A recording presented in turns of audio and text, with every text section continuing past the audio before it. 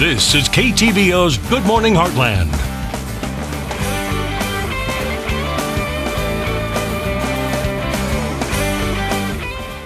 Good morning. It's now time for our entertainment segment, which means we're talking movies with Kit Avanzato. And today we're reviewing Neighbors. That's right. Which from the previews, I'm guessing it's hilarious.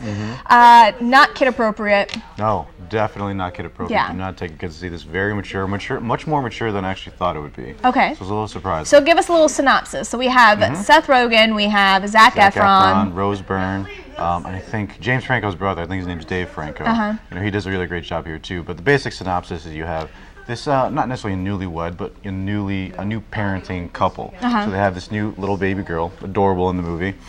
And essentially they get some new neighbors, and these neighbors just so happen to be a frat house.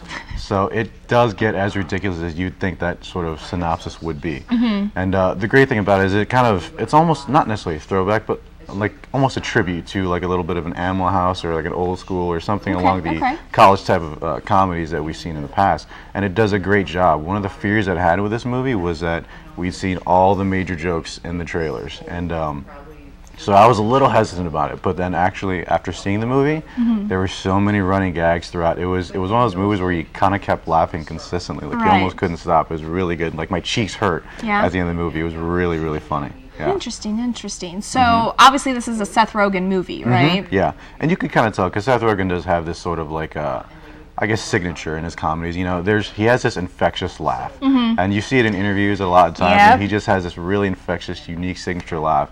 And you don't get to hear it too much in the movie, but you could just you can kind of tell the little intricacies of Seth and his little movie quirks. So comparing to his other movies, is this a little different? Because I know some of his movies, like, they're funny, but then they kind of get a little ridiculous, and you're just like, okay, that's just kind of stupid. Like, did you not have anything else to put in there? Kind of like, you know, this is the end and stuff like that. This is the end was so over the top. Yeah, that was a little too over the top for me. But so is this more of like you're actually able to follow it? It doesn't lose interest, and it's kind of like it actually has. I mean, all of his movies do have a story plot. They do, but I'm just saying it kind of just segues and then eventually meets and.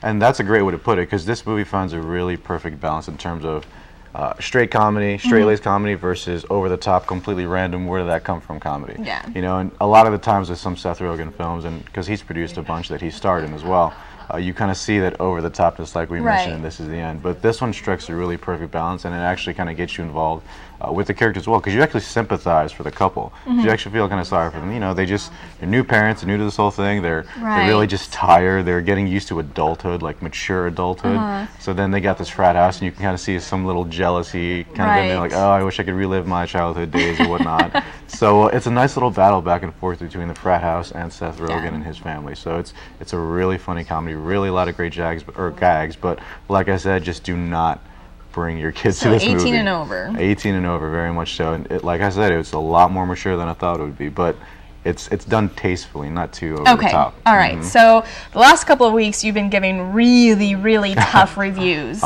Should I even ask? Yeah, I think so. Okay, so how many stars? I'm giving this one 4 stars. Really, really funny movie. Lots of great gags. Go take your dates, your significant others to it, your friends, but don't take your children. No kids. All right, thanks for that. No problem. And we'll be right back.